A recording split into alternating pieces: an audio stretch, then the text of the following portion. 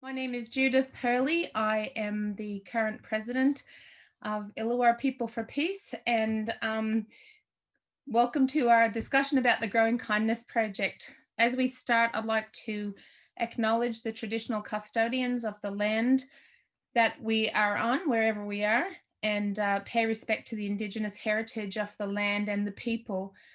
Where I am, it's Wadi Wadi, and I'd like to acknowledge the knowledge, culture, and spirit forever embedded in the land here, and hope that we can learn and pay respect to that and walk gently together on the land as we go towards a future characterized by reconciliation for our Aboriginal people, but also between all people that of goodwill. So with us today is we have four guests. I'll give you a brief introduction about them first, and then talk a little bit about what the Growing Kindness Project is. Venerable Jili is from the Nantien Buddhist temple. She's going to be talking to us about kindness from a Buddhist perspective. Sarah Lyle is from the UOW student programs, who will talk to us about the Food Plus with Care project.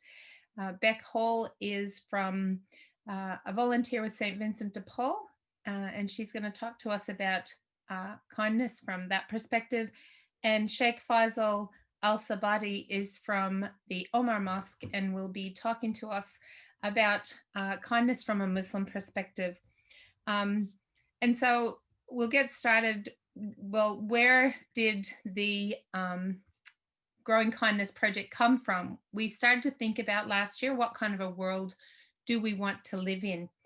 And Illawarra People for Peace came up with the idea to invite all people of goodwill to join us in promoting peace and kindness in our communities, so that together we can work towards creating a world where all people have dignity in life and the earth itself is valued. And then you can see this tree that we have, our Growing Kindness tree. The colors match the colors on Sarah's picture because they're the colors of the Sustainable Development Goals. And one of the students at Edmund Rice College actually created that image to help us to reflect on kindness grows through all the actions that make our world a better place for all people.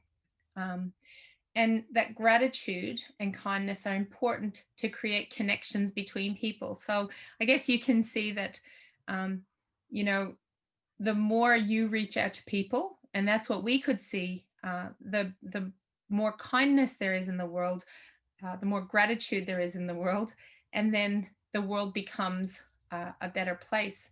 So there's also other reasons to be kind, which are based on research, actually. So the first thing is, when I started doing research on kindness, is that actually kindness is inbuilt. When we're kind, we're being true to our own human nature.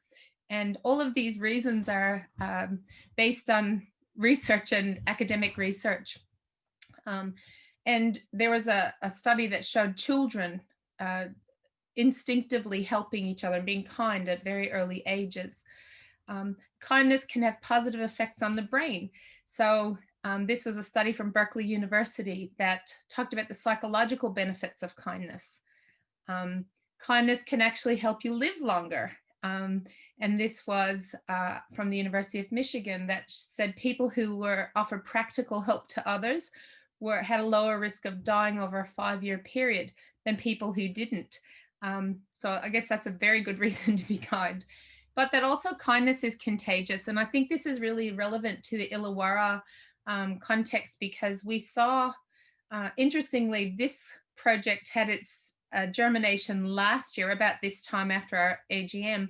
And we worked together to see how we could get the Kindness Project started. And then when the COVID-19 pandemic or the COVID crisis hit the world, in the Illawarra, there was a group, we were just about to start to launch the project at Harmony Day in March, when it kind of collided at the same time. And there was a group in Wollongong who started the Kindness Pandemic, so sharing stories of kindness. So rather than compete about trying to be kind, we felt we should really support that. And so sharing those stories of kindness was what we started off with. Um, and so we think that it's really important to practice that, because also kindness makes you happier. And I think that there was this study looked at the effects of writing a thank you letter and personally delivering it to someone who had never been properly thanked for their kindness. And participants who did this were able to immediately exhibit a massive increase in happiness scores.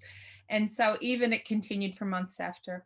So without understanding all of the psychology of it, I think it's really important just to celebrate kindness from different perspectives. And so that's why we're here today. So that's the reasons why we started the Growing Kindness Project. And it isn't that, you can do it once and then it's over. The reason it's a tree is because we're hoping that we will continue this into the future, that we'll continue working on kindness. So with all of that said, I'm actually going to stop sharing my screen and I'm going to introduce you to Venerable Lee. Before I do that, I'll just say, if you do want to ask a question, you can type into the Q&A, type into the box, and we can answer. The panelists can see your questions and comments, so you can, if you want to ask anything or say anything, you can do that. So Venerable Lee is going to share something she'll tell you a little bit about herself, and she'll share something, hopefully some wisdom about kindness from a Buddhist perspective. They've also been very involved in promoting through the Nantian Temple, the 2030 project, and she may tell you a bit about that, but if not, we can talk about that at the end. Okay, thank you. Over to you, Venerable Lee. Okay. Good evening, everyone. Auspicious greeting to you all. So I'm actually a resident monastic at the Nantian Temple, and today I feel very honored to be able to share with you some of the thoughts on kindness from a Buddhist perspective. So in Buddhism, when we talk about kindness, we often think of loving kindness, or known as metta in Pali, which is considered a state of mind or attitude that can be cultivated and maintained through practice. So this cultivation of loving kindness is an essential part of Buddhism, and it is defined as the strong wish for the welfare and happiness of others. It evokes within a warm-hearted feeling of friendliness, goodwill, benevolence, fellowship, and non-violence. The true loving kindness is indeed a universal, unselfish, and all-embracing love, which grows boundless with practice and overcomes all social, religious, racial, political, and economic barriers. It also brings happiness, care, and consideration to all beings. And often such goodwill has its immediate expression when it is directed towards friends and relatives. However, Buddhism goes much further than that. Loving kindness is something that should be extended to all without exception. So the commonest form of the practice is in 5 stages. First, one generates feelings of loving kindness to oneself, then to someone close, such as a friend or a relative. Next, to a neutral person, and then gradually to someone who we might have difficulty with, even someone who do us harm. And then finally, extend our feelings further to all beings everywhere. So this aspect of Buddhism can be challenging sometimes, as it is often quite natural for us to dislike or feel angry towards those that do us harm. Many people might be troubled by difficult emotional states and interpersonal relationships, but do little in terms of developing skills to deal with them. It is not uncommon to hear people describe the pain of a closed and contracted heart, and the wish to live in connection, free from fear and alienation. And the Buddha said, "The world may quarrel with me, but I don't quarrel with the world." We cultivate loving kindness as a gentle invitation to soften our hearts, to connect deeper and clearer with all of life, and abide in an unconflicted relationship to all beings. It is said that the Buddha first taught loving kindness to a group of 500 monks who went into a forest for their 3-month rainy season retreat. So when the monks arrived in the forest, nearby villages built huts for them. But the forest spirits, as the story goes, were not happy to have their lives interrupted by these men. So instead of welcoming them, the spirits conjured ghost-like images near the footpaths and scattered corpses throughout the forest, trying to frighten them away. Seeing this, many monks fell ill, so they went back to ask the Buddha what to do. The Buddha encouraged them to return to the forest, and he told them, "This time you will need to be armed." So the Buddha then offered the monks the loving kindness teaching and practice. The monks went back to the forest, diligently and virtuously practicing loving kindness. Soon, there were no more fearful sights, and the tree spirits were transformed. The anger and resentment disappeared when they began to feel the monks' loving kindness. And in fact, feeling of respect, welcome, and even reverence arose, along with the sense of being connected, like with family. And instead of causing trouble, they began protecting the monks from the dangers of the forest. The practices taught by the Buddha entail sending loving energy inward, then outward, while reciting certain phrases like, "May I be happy," "May you be happy," and "May all beings be happy." But these are not just wishful thoughts.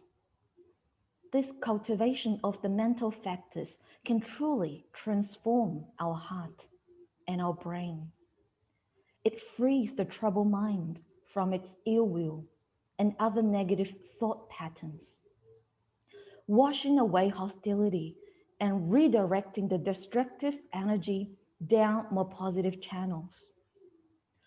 Research also shows that loving kindness meditation has significant benefits, ranging from enhanced well-being to relief from illness and improved emotional intelligence. It helps us to stay calm and peaceful in the face of pleasant situations, as well as challenging circumstances, with deep commitment to no hatred and dedication to care for all beings. So thank you very much for listening. May you be happy, healthy, and well. Thank you.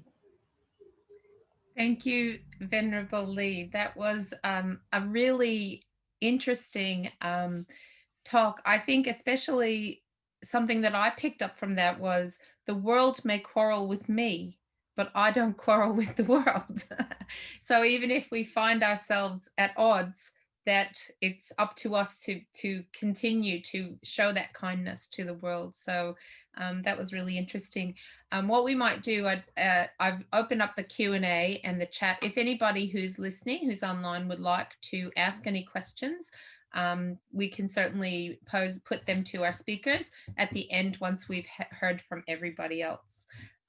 So I'd like to introduce now Sarah Lyle. Sarah is sharing about kindness from a humanistic human rights perspective, and the project at UOW to support international students, especially during this COVID crisis this year.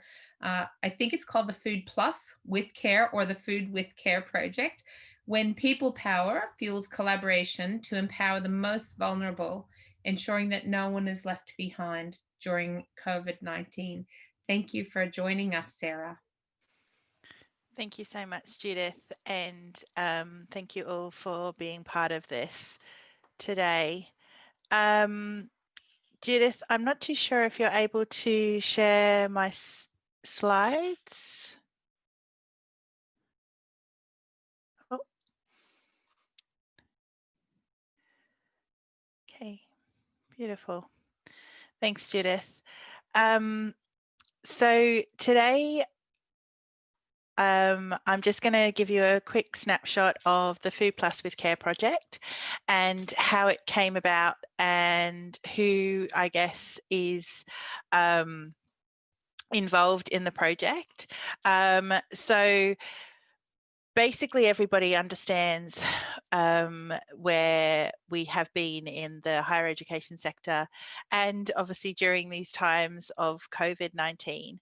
So we have had in Australia and around the world an amazing decades of international education and the opportunity to share knowledge and skills throughout the world.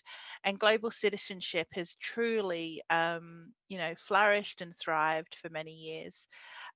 We came together as a project in about April of this year, and I just wanted to reflect on some of the things and the highlights and the lowlights, but also from a point of view of sustainably connecting through kindness and how that people power element that can really truly bring change for the positive. So if we could just go to the next slide. Thanks, Judith.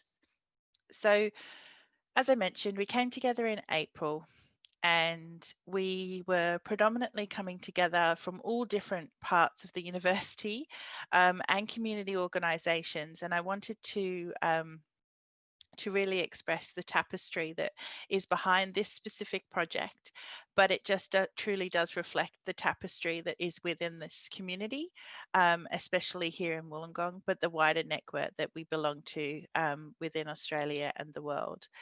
So across Australia, and these statistics are across for a couple of years old now, but roughly we had over 600,000 international students, and the University of Wollongong typically has about 8,000 onshore every year.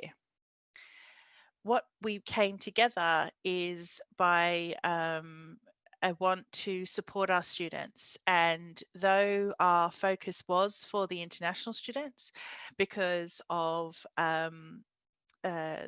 they were more in need and more vulnerable because of the limited access to resources that the federal government was providing other members of the community. We all wanted to assist, and obviously with a sense of well-being, you always need to assist and have a full body of spirit. And so to a full body of brain power, you need to have a full belly, and to ensure that you can continue to study. So obviously we put together a food project and worked with our community partners that had been already doing things in the community, and members working with our international students. So we came together to do something on campus when we'd started to deliver our studies remotely as well as work remotely. But obviously we understood that our students lived within the Wollongong campus region as well as our Sydney region. Next slide, thanks, Judith. So to Wollongong and beyond, and as I mentioned, we were doing things on campus in Wollongong, but we have also been undertaking elements within the Sydney region and the southwestern Sydney area specifically. This has meant lots of people power and lots of bags and lots of food. And what we're showing here on this screen is that though our campuses are within the CBD of Sydney and in Liverpool, we were actually talking to our students that weren't able to get there because they didn't actually live right next to the campus. And specifically for our international students here in New South Wales, there is no concession for transport. So they are having to pay full transport, unlike in other Victoria or other states of Australia where all students get the same concession, be them domestic or international. So why would we do this? And so if you can go to the next slide, sorry, Judith. What we are presenting as a country is actually quite scary for the international education space, but also from a place of human spirit. There has been projects and studies being done, and yes, okay, COVID has only been going on for a few months, but this is raw data. This is programs of work that has been doing, because it's affecting us all as humans at the moment. So there are not particularly positive stories of how our international student community is actually feeling within Australia. Now, for anybody also that knows the University of Wollongong campus, this photo is taken from the queue of the students that was reaching. We distribute the food markets on a Saturday by the University Hall. That is well on the other side of the duck pond lawn. The need and the to supply the students was coming up to the library. So in distance wise, you're probably looking at least 100 meters of queue, if not more. So it's, there is a definite need, but also, the students are so thankful. They're thankful for support, but, all we're doing is being kind and leading in. If you could go to the next slide, please, Judith. Thank you. So it is for food for thought. We are so lucky here in Australia. We have got an opportunity to get supplied by nourishing food, but we've also got a huge issue with food wastage in Australia, and so it just makes sense, right? So we provide those food items to people that work with the people that need it, to actually increase the connection and the opportunities for reducing hunger and food poverty. There is no need in a country like Australia to have people going hungry on a daily basis. And this is bigger than the international student community. And this is also what I wanted to talk about with the goals behind me. But by doing this, what we are now working with is working with our students to how do we solve this problem? What is a way that we can solve this problem? And so I'm very excited to see the results of the project that should be coming out in the next month or so. Now, as I mentioned, we are more than just us, and this is more than a community. And if you could go to the next slide, please, Judith. Thank you. This is just a snapshot of we are all in this together. Our focus always is at the moment on our university students, but this project has taken, it's not just a village, we are a town, we're a city, and it is just amazing tapestry of communities and networks to actually focus on some of our most vulnerable people in our community. And it's the community that has come together in true people power to say, yes, we are all in this together, and how can we help? So if you could go to the next slide, please. So to date, this presentation, we're now in week 24. We've supported over 4,300 student packs. We have raised lots of money to enable this, but this is one of the best statistics I think I can see. It's 1,300 plus volunteer hours. The majority of the staff on the working group at the university are doing this above and beyond their day jobs. It's a need and a want to support and empower our students back to a place where they can navigate and support themselves. We are stronger because of our community partners. We have some really ongoing weekly community partners such as the Turbans for Australia, Shining Stars Foundation, International Christian Church, and the Shell Harbour Community Church. However, these are the partners that we're working day in and day out. But our tapestry, as you could see from the slide prior, grows far and wide, and we are so grateful for everybody that has been able to contribute in this way. But one of the things that I would like to touch on is the Sustainable Development Goals. And we are stronger together. And the slogan of these goals was created in 2015 when we, as the United Nations came together, as 163 countries or states came together to agree on the 17 most pressing problems that were uniting us as human citizens of this globe, to come together to try and basically achieve the goals behind me by 2030. So we should not see poverty. We should overcome hunger. We should come with quality education. We should come together as genuine equals to actually reduce inequalities. And founded on those two are two of the goals that are right behind me, so you can't see them, and even if I lean over. But goal 16 is about peace, justice, and society, and altogether it is under the goals that bring together under partnerships. I am a true believer that collaboration and people power can achieve anything, and this project, Food Plus with Care, is an actual example of people power in action. And I have been so honoured to be a part of this. I'm honoured also to be speaking tonight about kindness, because you know what? Kindness is free. And if we could all just leave our egos and our empire building sometimes just at the door and come together with positive intent, we can truly achieve everything and anything. Thanks, Judith.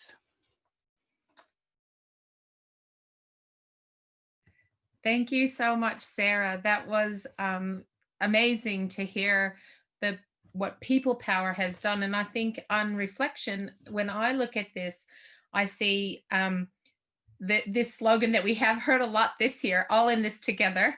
And interestingly, I listened to a talk from Umfo Tutu, who is Archbishop Desmond Tutu's daughter, today. And she was speaking to the educators and principals in our organization, and she said, yes, we are all in this together, but one of the things, we're all in the same boat. But one of the things we've realized over this year is that some of us are in first class and some of us are in steerage. And so trying to find that, from your talk, what I really got from that is that if you can be kind, you should be kind. And there's amazing statistics that, you know, over 1,300 plus volunteer hours, over $30,000 worth of goods and services being given to people who are in need and vulnerable. And really importantly, that it's about what you said about, you know, people coming together for a cause, that sometimes the cause itself is bigger than who we are. It's bigger than anything, because it's about our common shared humanity. And so I really thank you so much for sharing that with us, that story. That's amazing. Thank you so much, Sarah. And now I'm going to invite Beck Hall to talk to us. She's going to share about kindness from the Catholic Christian perspective. Actually, in your little village there, I did see that there were a couple of St. Vincent de Paul conferences that have contributed to that project, and the work of St. Vincent de Paul. Beck is the St. Vincent de Paul youth rep for Wollongong, and she'll tell you a little bit more about herself, but she's going to talk to us about the call to compassion and kindness and the values that are at the core of Catholic Christianity. Thank you, Beck. Thanks, Judith. Good evening, everyone. It's so great to have you all here. Oh, I can't tell if I'm on mute or not. I apologize. No, you're good. Excellent. There's too many red dots. It's so great to be here with everyone tonight and to listen to all these fantastic speakers. I am Beck Hall, like Judith said. I sit as a youth rep on the St. Vincent de Paul Society for the region of Wollongong, which effectively makes me a vice president for them across Wollongong, the Shellhaven and Macarthur regions. And I've had the fantastic fortune of sitting in that position across almost 6 years now and seeing the fantastic work that is done by so many different people across our Illawarra region. I'm going to start with a little background to the St. Vincent de Paul Society. Some of you may have heard of us before, some may not, but we are a lay Catholic organisation who has the mission to live the gospel message by serving the poor with love, respect, justice, hope, and joy, by working to shape a more just and compassionate society. And our aspiration in Australia is to create an Australia transformed by compassion, and built on justice. So when we're talking about kindness, so often to me in my faith and in the St. Vincent de Paul Society, we use the word compassion, which I'm sure is one you're all familiar with. And it is the core of our call as Vincentians. And to explain that, really, I have to take a momentary sidestep into the Catholic part and explain, because we are a lay Catholic organisation, and explain why we take on that calling of compassion. And I was actually really struggling with this when I sat down on Sunday to try and write some notes and get my bearings. And then I jumped online to do the tech work to help live stream our Sunday service, our Mass. And it was one of those universal lines moments when the gospel came out, and it was Jesus being asked the question, and the gospel from Matthew, what's the greatest commandment in the law? And his first response is, you shall love your God with your heart, your mind, and your soul. But then he continues on, and he says the second commandment is it resembles the first. And it is that you should love your neighbor as you love yourself. And on this, all other commandments and laws hang. And that is really the heart of where Vincentians draw their call. We believe that to us, love, grace, and mercy are just a way of life, because God is all of these things. And it's pointed out to us over and over and over again in the Gospels. You'd have to be blind not to see it come through occasionally. And that he designed us for love and showed us ultimate grace and mercy despite all of our many failings. And anybody who's met me would know mine are numerous. But because of that, we are called to holiness. And holiness to us is the imitation of God. And that means that we in turn are called to show that same love, mercy, compassion to everybody that we meet.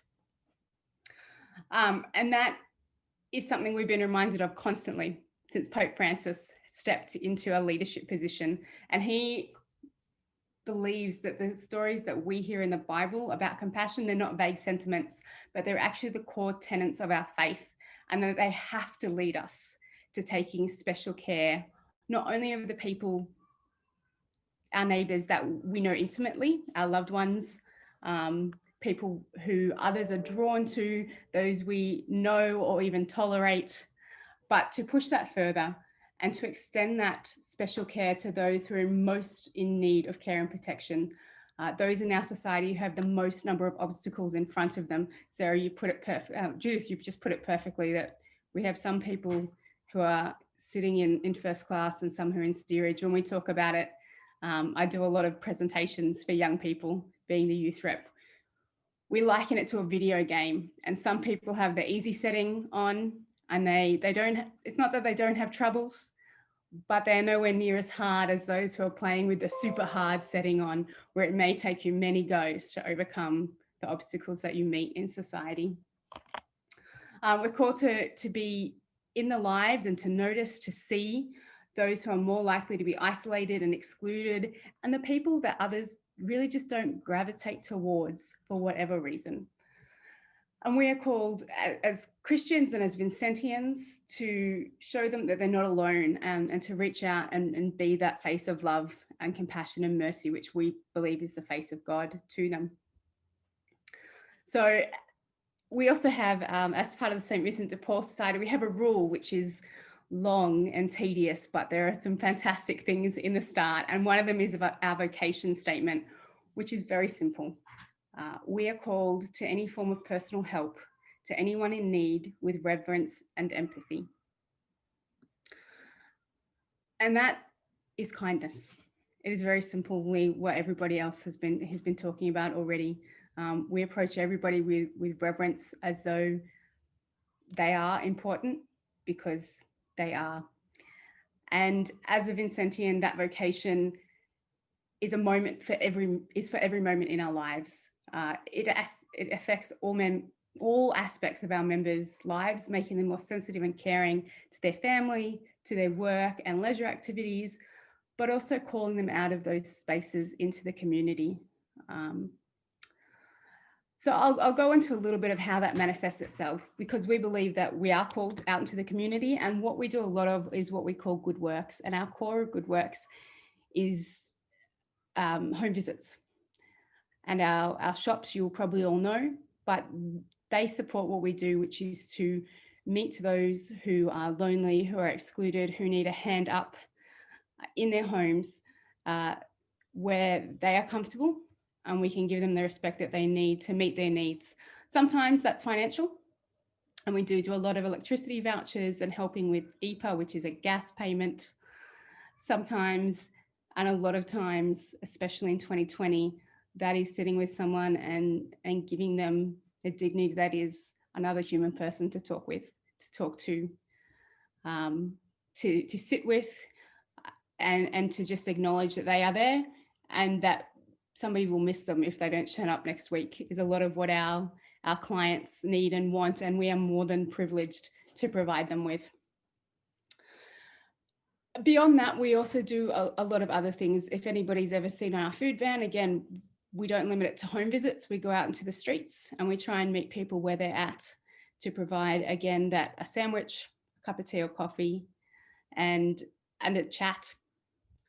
A lot of what we provide is chatting. You can see my background. Recently, we did the CEO sleep out, which is where we invite people who are not really our members and may not have thought about before the issues that we face into our space, to experience that and hopefully extend kindness to the next person they meet who may be sleeping rough. Our next big push will be our Christmas hamper and Christmas appeal. And that's the time of year we really actually get to see our community shine, because so many people around the Illawarra step up and step in and lean in and really answer the call to assist and display some kindness to those who are in need around Christmas. We have so many other things going on. Judith, if I'm over time, please cut me off now, because I could talk Vinnies all day. Thanks, Beck. I'm happy for you to wrap up whenever you want to. Okay. I'll go for a wrap up then. So like I said, we believe as Vincentians and as Catholic Christians that we're called out of our own comfort zones to be a hand out, and a hand up rather than a hand out to everybody that we meet. It's a vocation that I found has changed the way that I've lived my life. And like Sarah, you said, kindness is free, compassion is free, and it really, as a Catholic, draws me closer to my faith and to God. But it also lets me share that with other people without costing a dime. And it is amazing to me that the human body is just wired and made for love and kindness. And it's been great to hear that reflected through all our speakers, that we all find at the end of the day, that is what human beings are made for. So thank you all very much for your time. Thank you so much, Beck. I mean, everything that you said also resonated with our previous speakers, but I'd also like to just pick up that idea of serving the poor with love, and the idea of human dignity built on justice. And so we do find that in our world, and Sarah spoke about it before, that the poor, the marginalized, the vulnerable, the people who are left out, or the people who are voiceless or made voiceless or kept voiceless, are those who need kindness the most. And I think that you're sharing your witness to your own great vocation of, being a volunteer I think that's a really good example to all of us, that you can stick with something, you can do something, and young people, old people, doesn't matter how old you are, you can get involved with that. And I know, in fact, I met with some people from St. Vincent de Paul this week about our Christmas appeal at our school. And I think it's a similar thing to what Sarah is doing with UOW. Christmas, while it is a Christian religious holiday, culturally, in countries like Australia, Christmas is for everybody. And that will be a challenge to making sure that those people who are vulnerable, who've lost their jobs, who can't afford all the things that you would normally have at Christmas, that we call, hopefully people will join in and support all those organizations like St. Vincent de Paul coming up for Christmas appeal. And so that brings us to our next speaker, who is Sheikh Faisal Al-Sabati, who is from the Omar Mosque in Wollongong and representing the Muslim community of the Illawarra, to share his ideas about the importance of kindness from a Muslim perspective. Thank you, Sheikh. Thank you. Hi, everyone. And before I begin, I would like to introduce myself. My name is Sheikh Faisal Al-Sabati, and I'm representing Omar and Uthman mosques. So there are two mosques here, one in Gwynville, and the second one is in Shellharbour. And I would like to also thank all the organizers and thank you for your kindness. And, nowadays, when you see people are getting out of their way, coming together virtually, trying to address kindness in the most eloquent and most sophisticated way to the world and to the community, I feel it's kindness in its action. So we are acting kindness, and I'm really proud of every single one of you here. And thank you for providing me with this opportunity. I would like to start kindness in Islam with talking about our world now before and after the pandemic. Before the pandemic, we were thinking about kindness maybe in a certain way. And after the pandemic, I think there are so many people, whether they have a belief or they decided not to have a belief, they are reconsidering kindness, especially after seeing all the images and videos around the world with people panicking. Maybe you've seen people having a panic buying and going to Woolies and going to all these shops, trying to get as much as they can from toilet papers, etc., etc.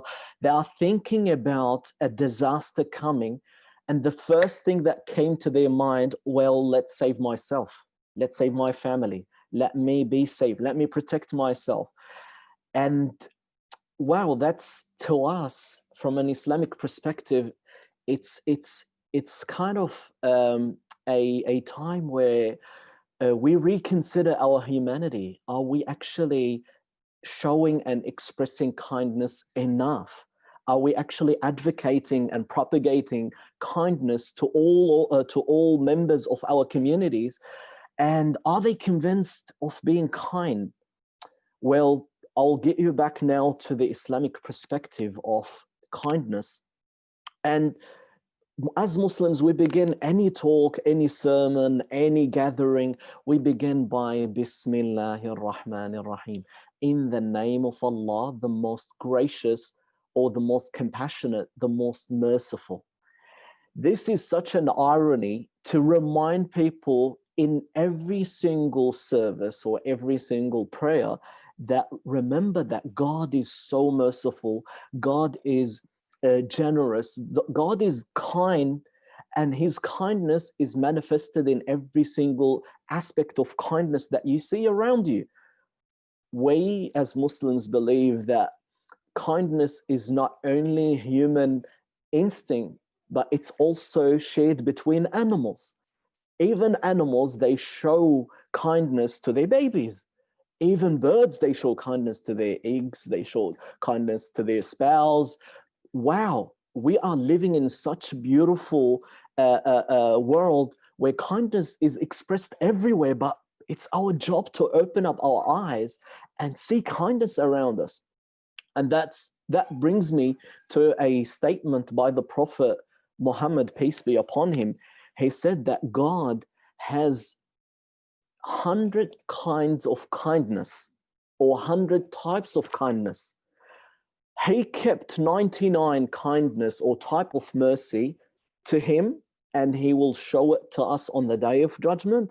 And one kindness, he has given it to the world, and this is the kindness that everyone is sharing. When you see people are kind towards one another, when you see the mum is kind towards her babies, when you see the father is looking after his kids, when you see the neighbor is actually protecting and saving and servicing their neighbors, or when you see the wealthy is actually expressing kindness by charity, or expressing kindness by volunteering or sacrificing or donating, it's all about the kindness that God has given it to everyone to share in this world. So let's imagine that this world has been given a blessing of kindness, and some people decided to share it with others, and some people also decided to selectively share their kindness with some of what they want to share kindness with, and other people, which are, the problem of the world and the problem of every single country, they are the people who decided to deprive everyone from kindness.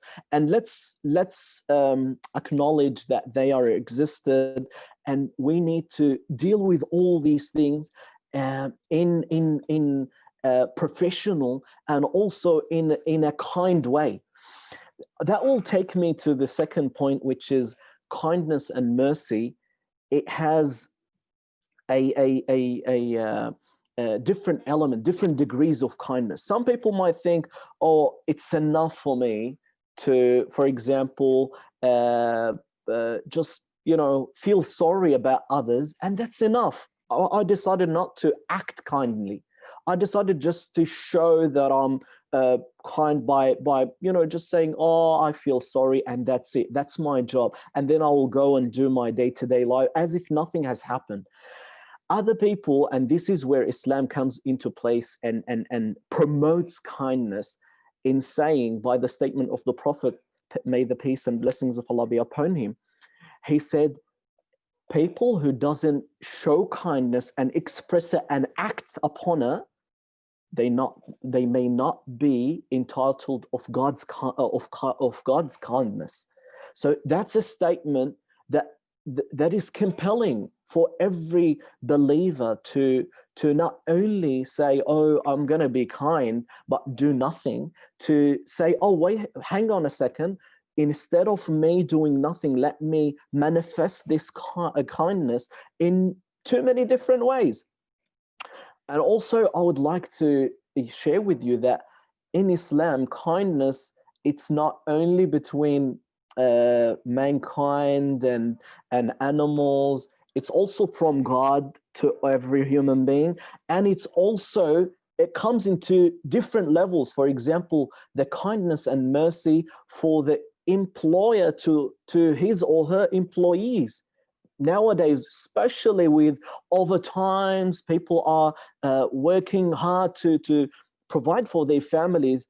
We have to consider that we have other people, they have responsibilities, and we need to show kindness by compromising, by letting go, by sharing their concerns. And as employer, we need to also think about employment and think about our worlds now during the pandemic, that it shouldn't be like what it was before, when we as mankind shared the common goal of let's lead the progress of our country regardless of other people's situations. And this is where capitalistic ideology come into place, where money become more important than kindness, or money becomes more important than compassion, or if you're not here to work hard for me, I don't want to hear from you. I don't want your help. I don't want to keep you in this job.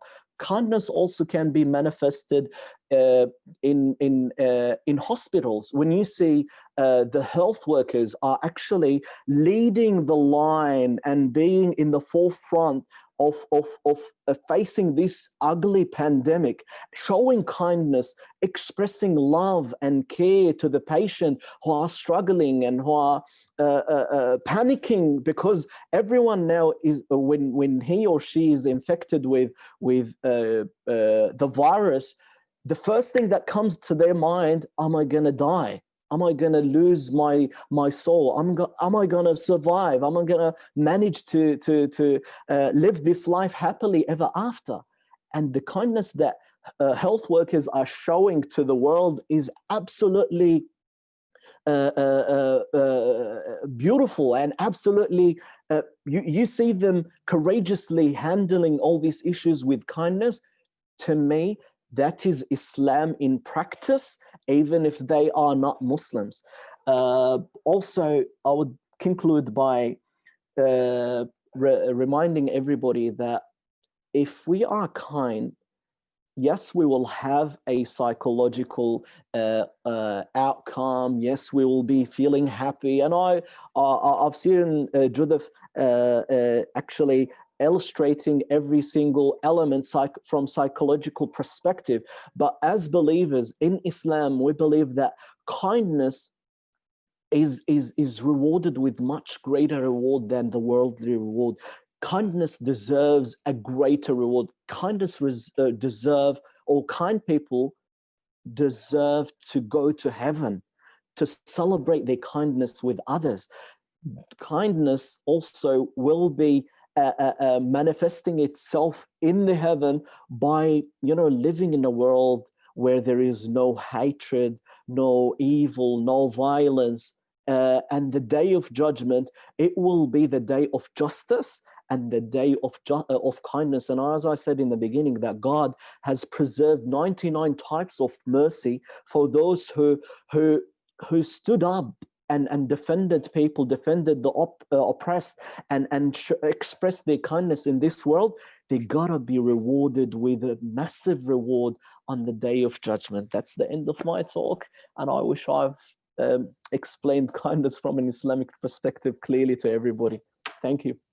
Thank you so much, Sheikh Faisal. Absolutely, it was very clear, and I think that as I was listening, I was picking up some of the really important things, but most importantly, from a religious perspective, that yes, there are benefits to being kind in the world today, but also as believers, there are added benefits and eternal benefits. And I think that that's a really important thing to think about as we all seek to understand each other, and we all seek to live in a world where we should be kind. I was really taken by your reference to, in the beginning of the pandemic, it was really clear. Yeah, people were saying, let me save myself, buying all the toilet paper. And it was really strange, because what did they think other people would do if they bought all the toilet paper? And I think that is sometimes the human impulse is to close in, to care about yourself. And we see that not only in the pandemic, but, we have to be really clear about, in the world, people create barriers between each other because of perceived differences. And if we are going to build a world that is just and fair and a place where all people have dignity, then we also, all of us, I think, have that role to break down those barriers. So thank you so much for sharing all of those thoughts. And I was really interested to hear about the 99 kinds of kindness, the 99 types of kindness. And so maybe we've all learned something. So just a recapping from a Buddhist perspective, the loving kindness. From Sarah's perspective, the stronger together. We're all together. We're trying, if you can do something, you should do something. From Beck's perspective, when she looked at, brought us to this idea of love your neighbor. And something that I think is correlating with all of these things is this idea of neighbor. Neighbor is not just the person who lives next door to you, but neighbor is the person you seek out. Neighbor is the person who you recognize needs you and you help them. So it's not necessarily about being next door. And then with Sheikh Faisal bringing up that whole idea of acknowledging that there are people in the world who would deprive others of that kindness, because it's not all love and sunshine and unicorns. There are people who are selfish. And so how do we as a community work together to break down that selfishness, to reach out to each other? And I think we've got 4 fantastic perspectives there. If there are any questions from the participants in the queue, you can put it into the Q&A or into the chat. Oh, yep. So if I don't have any in the Q&A yet, and if there is anything in the chat, you can, the participants can type into the chat. But while I'm waiting to see if anybody would like to do that, what I'll do is I'll just, because I'm very conscious, I'm always conscious of making sure that we start and end where we should. And I'm just showing you this slide because, oops, sorry. Because I wanted to show you how you can get involved in the Growing Kindness project. So if you are a person who would like to promote kindness, of course, you can do that in your own life. And we've challenged, and we have a challenge at our school. We had the Kindness Week, and to do 3 acts of kindness. And the opposite side of that is to notice when people are being kind. So there's 2 things that we can do in our daily life, probably to bring awareness to kindness. The second thing is, if you can see this here, I'm not sure, let me see how far back or how close. I might have to turn off my screen, but I do have some A3 size decals. So these are decals that will stick onto your wall. And they have the tree, the Growing Kindness tree. And anybody who is on the webinar today, if you type your name and your address, everybody else who's on the webinar can't see that, just the panelists can see that. I'm happy to send one out to you in the mail that you can display at your business or your house even. And then if you know businesses that would like to get involved in the Growing Kindness project, that we'd be happy to share them with them as well. And the last thing is to recognize kindness in your place or business or organization. And I just want to end with a quote from Mahatma Gandhi before I see if there's any questions, that the simplest acts of kindness are far more powerful than 1,000 heads bowing in prayer. Now, from what I've heard today from Beck, from Venerable Lee, from Sarah, and from Sheikh Faisal, is that kindness is actually a kind of prayer, a kind of veneration of all people in your sphere of influence. So I don't have any questions from the Q&A or from the chat. Nobody seems to have a question. Maybe we've all answered all the questions. Would any of the panelists like to say anything else before we finish up with our webinar today?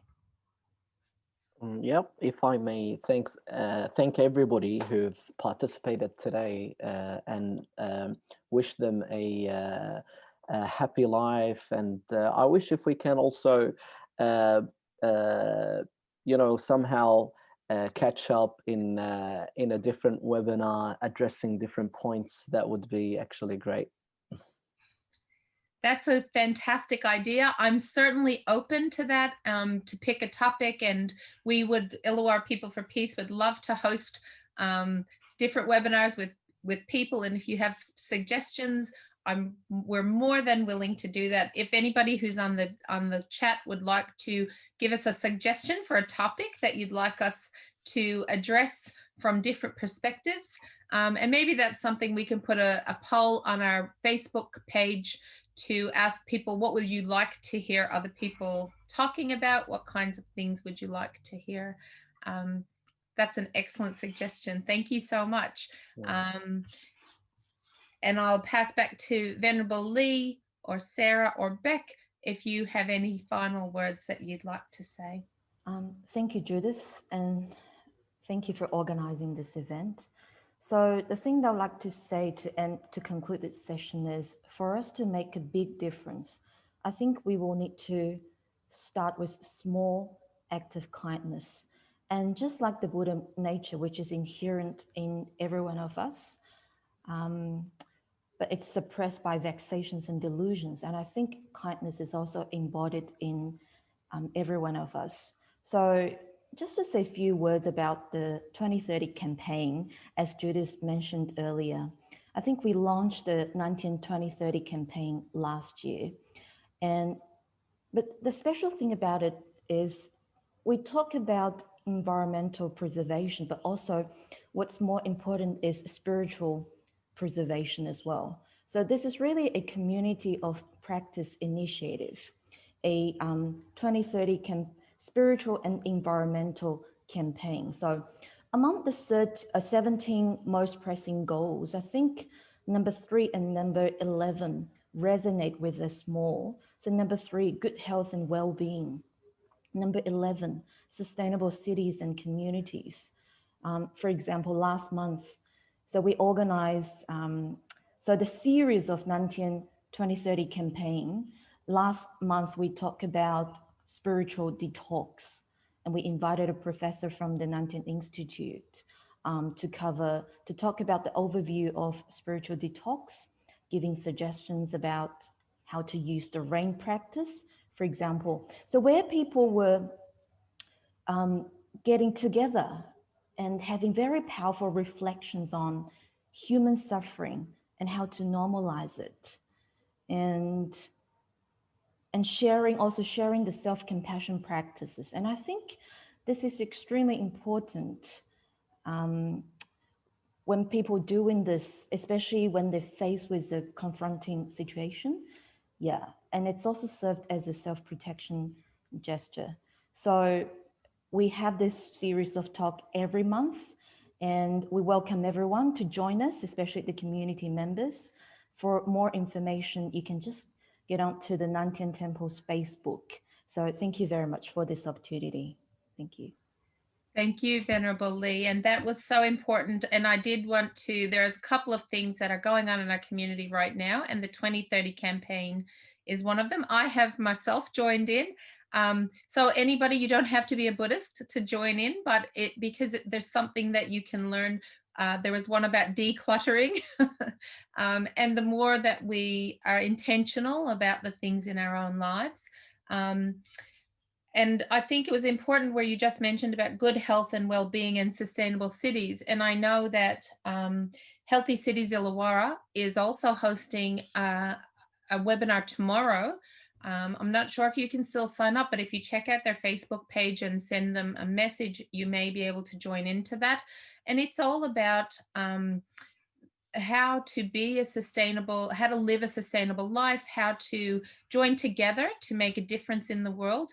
And so if you haven't heard about that, that's a really good feed for you to follow. And those two things, the 2030 campaign at the Nantian Temple and the Healthy Cities Illawarra Sustainable Cities work. We've got a couple of people who have asked for the decals. I will send them off in the mail tomorrow, so hopefully you'll get them by next week. So I'll just remind you, here's what it looks like if you have a business, or if you want to put one in your home. Anybody who's on here, if you just type your name into the chat, I will see that, or into the Q&A.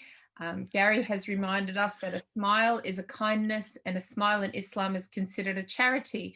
And I think that's really important too. Anything that you can do to keep, to make other people's lives better is fantastic. Judith, Oh, sorry. sorry. I Yeah. was going to say, I just do have one last thing to say, if that's okay. Yeah. Thank you, everybody. And thank you, Judith, for pulling this all together. I think it's been so valuable to hear from everybody and to share our experiences, thoughts, and learnings, and it really, I think it is a beautiful rich of tapestry that, you know, takes so much and takes so many to do. And one of the things that I've, you know, I always, it's an African proverb that I came across many years ago, and I do believe that it cements many things. One of the things of, you know, going fast to the shops to take and basically going alone. So it says, if you want to go fast, go alone. But if you want to go far, go together. And it really does show that it is together and in collaboration and in the sense of purpose, the sustainable practices, that we can go far. And much more importantly, we go together. So thank you so much. Thank you so much, Sarah. And that is absolutely so important. One of the participants, Joy, has reminded us that there was a webinar on Stop Adani last night, which is completely linked to the Sustainable Development Goals, that 580 people from around Australia participated. And kindness to the environment is another very important thing that we have to think about. I can also commend, there are so many things we can commend to you, but I did watch David Attenborough's latest documentary last week, and it's really interesting. The earth does not need people, but people need the earth. And so if we should probably think about more how we are doing that, how we're caring for the earth so that we can care for each other. From Reverend Miao Yu from the Nantian Temple, the Health and Wellbeing Market will be back on the 7th of November. So if you're interested, that's up at the Nantian Temple. And the 2030 campaign will be back in person or Zoom at the Nantian Institute on the same day at 2 p.m. This one coming up is Household Detox, and last month was Spiritual Detox. And hopefully everybody is welcome to come to that as well. Hopefully I got all of the comments. And Beck, if you want to say anything else, we'd be happy to give you another opportunity. Certainly. I'd love to touch on that briefly, the idea of charity, because I think that is what we've all been talking about, and displaying those small acts of charity and kindness that we can to help those and grow stronger communities. But it also doesn't go anywhere without justice and without us taking the kindness and time to make societal change, so that we don't have these structures that keep people in positions that we're trying to assist. And to Vincent de Paul and for me, those two things go hand in hand, and we can't do one without the other. So always do charity when you can, at every opportunity that you get. But please keep pushing for justice at the same time.